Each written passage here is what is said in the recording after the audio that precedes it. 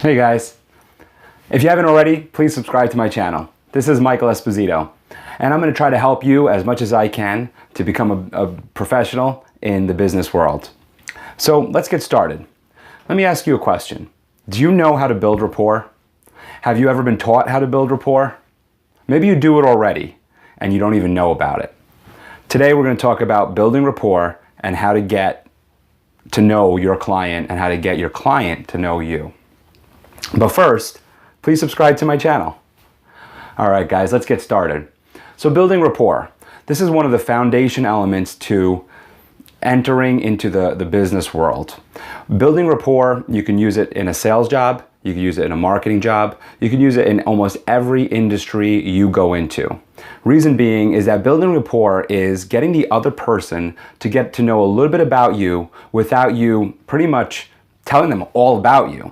So for instance, if you look around, you can see that I have cars behind me. And if I were somebody, let's say you were walking in on an interview with me, or you were trying to sell me a product, or you were trying to have a relationship with me in terms of maybe we're going to work together on a project, or or you'd like to work with me on a project. So there's a couple different reasons why you want to build rapport with somebody. One of the things you might notice is that I have the cars behind me. So what you can do is walk in, introduce yourself. Hi, I'm so-and-so. Nice to meet you. And say, oh, do you have an interest in cars? Obviously I do. And you can find something that you really know about to some extent. So what I'm trying to say is, don't be phony. You don't have to build phony rapport, but you can say, oh, I really like those cars. Or you could comment on their color. You can comment on their how much they're worth. You can comment on, maybe you do know something about those cars and you can give a really good tidbit of information. Maybe you saw one day and you thought it was really cool. The point is that what you want to do is try to just build upon what is already there for you. So the cars are there, they're right there for you, you can see them, and what you need to do is just trigger something in your mind to be able to discuss it in a way where it brings you up. So in other words, let's put it this way. So me personally, I don't own a Lamborghini, I've never driven a Lamborghini, but I have sat in a Lamborghini. And so here's where the building rapport would come in. If I came into this office and I saw the guy who had cars behind him and one of them being a Lamborghini, I would say, oh my gosh, do you like Lamborghinis? And he would obviously say yes. And right there, we have instant rapport because we both connect on a level of something that we both like. And from there, I can say, wow, I love, do you own a Lamborghini? And he might say, no, it's a dream car of mine, but I really like that car. I think it's a beautiful car. And I could say, well, I got to sit in one once. This is a true story coming from me. I was down in Miami, I was on the beach, and on the strip in Miami, there were sports cars. There were Ferraris and Lamborghinis lined up. And what it was for was these guys were selling tickets with these cars to go to the racetrack, and you could rent the car for the day for about 300 bucks. Well, I wasn't ready to spend $300. But what they were willing to do is let you sit in the car for free. It's kind of like their selling tactic to give you a taste, and maybe they could get you into a sale.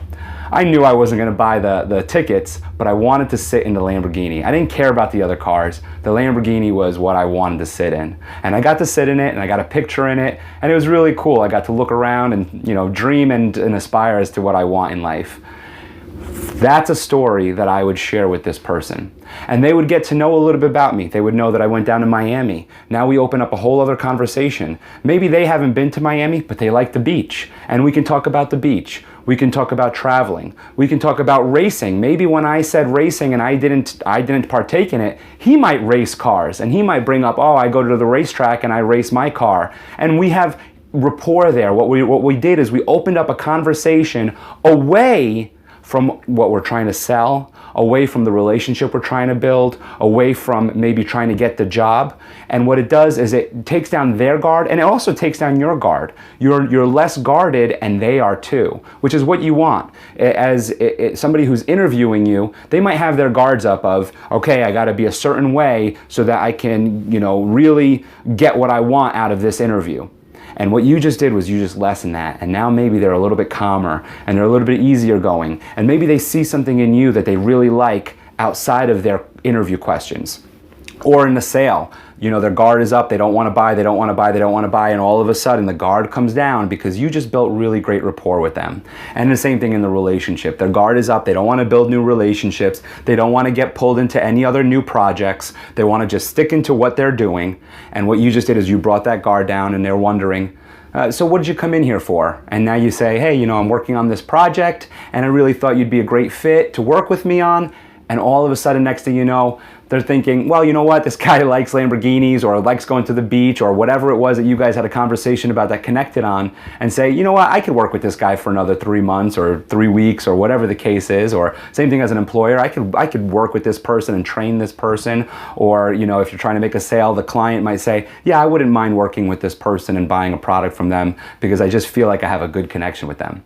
So remember, rapport is really important, so that your client, your interviewer, whoever it is in the professional world gets to know you without you really just throwing it out at them and sounding just boastful about yourself.